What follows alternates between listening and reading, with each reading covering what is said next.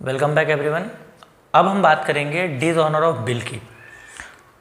What do you mean by dishonour of bill? When the acceptor of the bill drawee deny to pay the amount of bill on due date और maturity date, this condition is known as dishonour of bill.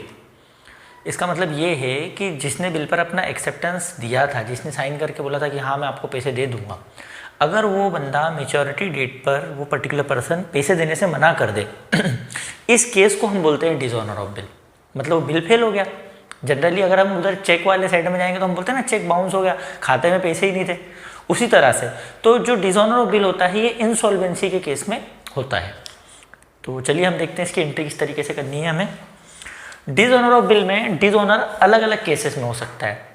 कैसे अलग अलग case? जैसे मान लीजिए check जो है, देखिए मैं इसको आपको एक अपन कंडीशन बनाते हैं पहले इसकी। Suppose there are two parties, हम इसकी हेडिंग डाल लेते हैं यहाँ पे,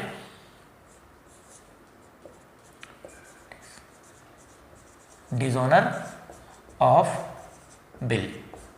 ठीक, अब देखिए इसका हम एक केस डिजाइन करते हैं। जैसे हम दो पार्टी ले लेते हैं, एक पार्टी है राम और एक पार्टी है मोहन। अब मान लेते हैं कि मोहन ने एक बिल साइन करके राम को दिया। मोहन ने बिल साइन करके किसको दिया? राम को दिया। कितने का बिल था भाई? ये अमाउंट हम ले लेते हैं वही 10,000 रुपये, कि 10,000 रुपये का बिल इसने इसको साइन करके दिया। अब क्या इंपॉर्टेंट चीज़ जो मैंने आपको बताई, ड्यूरेशन 3 मंथ्स। 3 मंथ्स का दिया, कब दिया भाई? 1 जनवरी को दिया। 3-4 बातें मेन होती हुई लिख ली हमने। अब क्या हुआ? ऑन मैच्योरिटी डेट, अब इसकी मैच्योरिटी डेट कब आएगी बच्चों? 3 महीने बाद, 1 जनवरी से 1 फरवरी, 1 फरवरी से मार्च, 1 मार्च से अप्रैल। तो ये 1 अप्रैल यहाँ पर ये डेट आ गई। जनवरी से फरवरी 1 महीना, फरवरी से मार्च दूसरा महीना, मार्च से अप्रैल तीसरा महीना, राइट। पूरा जनवरी चला, पूरा फरवरी चला, पूरा मार्च चला, 3 महीने चल लिया। तो 1 अप्रैल, इसमें 3 डेज ऑफ ग्रेस जोड़ दो तो हमारी डेट आ गई 4 अप्रैल। 4 अप्रैल, ये 4 अप्रैल हमारी फाइनल डेट आ गई। अब अगर इस फाइनल डेट पर ये जो मोहन है, Mohan due to any reason fail to pay the amount of bill, अगर इस मैच्योरिटी डेट पर मोहन बिल का पैसा देने में फेल हो जाता है तो इसको बोलते हैं डिसऑनर ऑफ बिल। ये इसका पहला केस है। पहला केस मतलब क्या? यहाँ पर वो बिल इस मैच्योरिटी डेट तक राम के ही पास था, राम ने वो बिल किसी और को नहीं दिया। ये पहला केस है। तो दूसरा केस कैसा होगा? अगर हो सकता है राम ने उसको डिस्काउंट कराया हो। तीसरा केस क्या हो जाएगा? राम ने उसको एंडोर्स किया हो। जैसे अलग अलग केस होंगे। तो पहला केस है ये। अब इस पहले केस में एंट्री क्या होगी? तो सबसे पहले हमें इशूइंग ऑफ बिल की एंट्री देखनी पड़ेगी। देखिए हम यहाँ पे 2 बुक बना लेते हैं, in the book of Ram and in the book of Mohan. 2 party है, राम और मोहन, 2 अलग अलग पार्टी है। राम की बुक में क्या एंट्री होगी? पहले तो हम बिल से रिसीवेबल की एंट्री कर लेते कि भाई बिल मिला, तो मैंने एंट्री कर दी bills receivable account debit to Mohan, क्योंकि हमारे मोहन जो था हमने डेटर को कन्वर्ट कर दिया। कितना अमाउंट था भाई इसका? इसका अमाउंट था 10,000 रुपीज़। मोहन को थोड़ा सा अपन उधर खसका लेते हैं मामले को, ठीक। अब यहाँ पर हम बनाएंगे बुक मोहन की, कि भाई मोहन की बुक में क्या एंट्री होगी। मोहन की बुक में एंट्री होगी वही उसकी उल्टी, Ram debit to bills payable account. ये मोहन ने एंट्री कर दी उसकी किताब में। अब ये 2 एंट्री तो बहुत कॉमन है कि नहीं, कि भाई इसने बिल एक्सेप्ट करके इसको दिया, इसके बाद बिल से रिसीवेबल आ गया और उस बंदे ने साइन करके दिया तो उसकी लायबिलिटी बिल्स पेबल जनरेट हो गई। ये कॉमन एंट्री हम शुरू से करते आ रहे हैं। अब डिसऑनर की एंट्री क्या होगी? जब ये बिल डिसऑनर हो जाएगा तो ये भाई साहब क्या करेंगे? ये इस एंट्री को पलटा देंगे। ये इस एंट्री को पलटा देंगे। कैसे? Mohan debit to bills receivable account. पर यहाँ पर ये बात खत्म नहीं हो जाती। क्यों? क्योंकि जब कोई डिसऑनर होता है किसी बिल का तो हमको फिर उसकी नोटरी करवानी पड़ती है, पेपर वर्क कराना पड़ता है, उसको बोलते हैं नोटिंग चार्जेस। तो कुछ खर्चे हमको करने पड़ते हैं। हम कौन है जिसके साथ धोखा हुआ? ड्रावर। तो ड्रावर जो होता है ना कुछ खर्चे करता है, तो ड्रावर के पास से कैश भी जाता है, तो इसके पास से कैश गया तो ये बोलेगा टू कैश अकाउंट, या यहाँ पे बैंक भी आ सकता है, दोनों सही है, कैश अकाउंट और बैंक अकाउंट। अब मान लो बिल कितने का था? बिल था 10,000 रुपये का, नोटरी वोटरी को मंगाया, नोटरी चार्जेस पे करे, कितने खर्चा लग गया? 500 रुपये का खर्चा और लग गया। तो अब जो मोहन है, Mohan again become our debtor with the amount of 10,500। बच्चा क्या करता है गलती? बच्चा यहाँ लिख देता है नोटिंग चार्जेस। ठीक, ऐसा नहीं करना है। नोटिंग चार्जेस खर्चा है, लेकिन ड्रावर का खर्चा नहीं, वो खर्चा किसका है बेटे? ड्रॉई का। तो अब ड्रॉई केस में एंट्री देखिए आप, ड्रॉई केस में एंट्री क्या हो जाएगी?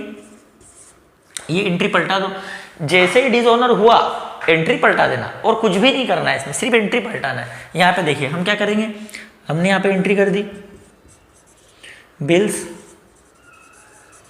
पेबल अकाउंट डेबिट, इसके लिए खर्चा है नोटिंग चार्जेस, इसका खर्चा बढ़ गया तो पेई के अकाउंट में आपको नोटिंग चार्जेस लिखना पड़ेगा। Noting charges account debit to, कौन है भाई? टू राम। अब राम अगेन क्रेडिटर बन गया, तो राम क्रेडिटर कितने से बना? ये बिल्स पेबल था 10,000 का, वापस फेल हो गया, नोटिंग चार्जेस के 500 रुपये रख गए, तो अब राम हमारा 10,500 से अगेन क्रेडिटर बन गया। राम हमारा क्रेडिटर कितने से बन गया? 10,500 से। इन दोनों को जोड़ के मैंने 10,500 लिख दिया उसमें। तो ये थी dishonour of bill in normal case, कि जब हमने उसको बैंक में भेजा नहीं था। अगर आप मान लो, ये तो पहला केस है नॉर्मल, अगर वो इसकी बिल की डिस्काउंटिंग करा चुका होता कि भाई उसने बिल बैंक में भेज दिया, तो क्या होगा भाई? बैंक वाला भी चार्जेस लगा देगा। कोई सा भी केस हो, डिसऑनर का कोई सा भी केस हो, इस केस में तो यही एंट्री होगी। यहाँ पर एंट्री नहीं बदलने वाली, एंट्री बदलेगी यहाँ पे। यहाँ पर भी कुछ नहीं होने वाला, मैं आपको भी कॉमन एंट्री दूंगा, वो फायर कर देना, खेल खत्म हो जाएगा। तो डिसऑनर ऑफ बिल में करना क्या है? सिर्फ थोड़े से लॉजिक याद रखने। आपको क्या समझना है कि कोई भी केस आ जाए डिसऑनर का, हमारे को ड्रावी में यही एंट्री करनी है, चारों केस में, 4 केस 3 केस जो भी बनेंगे। अब यहाँ पर क्या होगा? इसका ये केस था पहला, इसका ये केस नंबर 1 था। अब हम इसका केस नंबर 2 देखते हैं कि सेकंड केस क्या बनता है। जब उसने बैंक में भेजा होगा, तो जब उसने बैंक से डिस्काउंट कराया होगा तो बैंक बढ़ा था ना, अभी मैंने आपको बताया डिस्काउंटिंग करवाते हैं तो बैंक बढ़ जाता है, बैंक में पैसा आ जाता है। तो बैंक वाले बड़े खतरनाक रहते हैं, अगर वो बिल फेल हुआ तो बैंक वाले तुम्हारे बैंक के अकाउंट में से पैसे कम कर देंगे और वो बिल्स रिसीवेबल तुमको वापस दे देंगे। तो जब यहाँ पर डिसऑनर हो रहा है बिल का, तो आपको क्या करना है? इसमें एक चीज़ और याद रखना, जैसे ही डिसऑनर हुआ तो चारों केसेस में यहाँ पर भी आपको आपके ड्रॉई को डेबिट ही करना है, ड्रॉई डेबिट ही होगा। तो आप क्या करेंगे? यहाँ पे आप अगेन वही एंट्री करेंगे केस 2 में भी। सेकेंड एंट्री जो यहाँ पे होगी, आप लिखेंगे Mohan debit to bank, Mohan debit to bank, लेकिन अमाउंट क्या आएगा बेटे? 10,500। ये क्या था भाई? इसको मैं समझाता हूँ। बैंक वाले क्या करते हैं? बैंक वालों के पास तो पैसा जा रहा ना, तो बैंक वाले आपका खाता पूरे 10,500 से कम कर देंगे। तो ये आपका बैंक जो है ये 10,500 से सीधे सीधे कम हो गया। तो डिसऑनर में आपको क्या करना है? बैंकों को कम कर देना है, सीधे सीधे बैंक कम हो गया आपका 10,500 से। क्यों कम हुआ आपका बैंक? आपका बैंक कम हुआ ये इसके कारण, तो आप इसको बढ़ा दो, ये आपका बढ़ गया। सर कौन बढ़ गया? ये आपका डेटर बढ़ गया। कौन बढ़ गया बेटे? ये आपका डेटर बढ़ गया। कितने से बढ़ा डेटर? 10,500 से। तो नोटिंग चार्जेस को यहाँ पर सेपरेटली मेंशन करना नहीं है, जैसे यहाँ पे केस किया था ना हमने पहले वाले में। तो जब डिस्काउंटिंग ऑफ बिल वाला सवाल आएगा बैंक वाला, तो उसमें आपको करना नहीं है। ये तो था सेकंड केस। अब इसमें एक आखिरी केस और देख लो, थर्ड वाला। कौन सा? जब हमने उसको एंडोर्स किया होगा। अब अगर हमने एंडोर्समेंट किया, अभी मैंने आपको पढ़ाया था एंडोर्समेंट में, तो एंडोर्समेंट में हम क्या करते हैं? जो हमारी पार्टी होती है क्रिएटर, उसको डेबिट से खत्म कर देते हैं। तो डिसऑनर में एंट्री पलट जाएगी, डिसऑनर में एंट्री पलट जाएगी। तो वहां पर भी 2 ही एंट्री होगी। देखो इसको मिटा देते हैं, यहां पर मिटा के लिख देता हूं मैं। जो हमारा केस 3 होगा, ये देखिए केस नंबर 3, कौन सा? एंडोर्समेंट वाला। कि एंडोर्समेंट में एंट्री कैसे होगी? एंडोर्समेंट में तो कुछ नहीं होगा, आपको एक बात हमेशा ध्यान रखनी है, मोहन तो डेबिट हो गई भाई, जैसे डिसऑनर हुआ मोहन को डेबिट कर दो। टू कौन? अब वो हमारा क्रेडिटर भी बढ़ गया, जैसे हमारा डेटर बढ़ा तो क्रेडिटर भी बढ़ गया।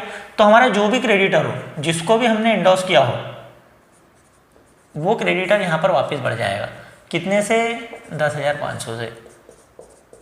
तो यहाँ पर आपको एक बात समझनी पड़ेगी। देखो डिसऑनर कितना ईजी है, कुछ भी नहीं करना है। जैसे डिसऑनर हुआ आपको समझना है 3 अलग अलग केस बन रहे हैं। मैं सेंड बैंक फॉर कलेक्शन की एंट्री अभी नहीं बता रहा हूँ आपको, ठीक है। तो यहाँ पर मैंने आपको 3 केस बता दिए। डिसऑनर कैसा कैसा, और मैं बता इसलिए रहा हूँ क्योंकि वो आता नहीं जनरली, उसका बहुत इक्का दुक्का सवाल होगा बुक में। बाकी मोस्ट ऑफ द केसेस में डिसऑनर कैसा होता है? डिस्काउंटिंग के केस में। या फिर डिसऑनर कैसा होता है? जब वो बिल आखिरी तक के होल्डर के पास नहीं हो। आपको बस यही बात ध्यान रखनी है कि डिसऑनर हुआ ना, तो तीनों केसेस में देखो बेटा, केस 1, केस 2 और केस 3, तो तीनों केसेस में मोहन को तो डेबिट करना ही है। मोहन को तो डेबिट करना ही है तीनों केसेस में।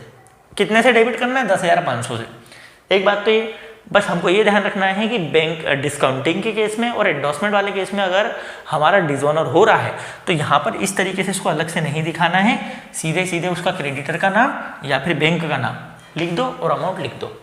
तो ये था आपका डिस्काउंटिंग ऑफ बिल, जो कि बहुत ईजी वे में मैंने आपको बताया। और ये तो बेचारा कुछ बोल ही नहीं रहा गरीब, कहीं से भी डिसऑनर हो इसकी तो लाइबिलिटी ऐसी ही बढ़ेगी। तो ये इसकी लाइबिलिटी ऐसी बढ़ा देना तीनों केसेस में। इस केस में यही एक एंट्री होगी और कोई एंट्री नहीं होने वाली। तो ये था आपका डिसऑनर ऑफ बिल। इसमें मैंने आपको बता दिया 3 अलग अलग केस में कैसे डिसऑनर होना है। इसके बाद भी अगर कोई आपके मन में डाउट हो so mention it in comment box.